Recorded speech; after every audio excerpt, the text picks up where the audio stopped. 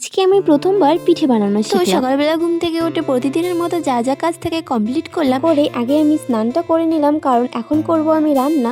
আজকে বাবা বাজার থেকে নিয়ে আসছিল মাছ। ভাবলাম আজকে তোমাদের সাথে শেয়ার করি আমি কিভাবে মাছের ঝোল রান্না করি। তোমরা চাইলে আমার মতো রান্না করে খেতেও পারো। আমি জানি তোমরা হয়তো আমার থেকে অনেক ভালো রান্না করতে পারো, আর হ্যাঁ, আমি কিন্তু কারো কাছ থেকে রান্না শিখিনি, তাই যতটা পারি আমি একা একা এইভাবেই রান্না করি। আর এইদিকে আমার রান্না শেষের দিকে। আর হ্যাঁ, কমেন্টে জানিও তো রান্নাটা কিরকম হয়েছে।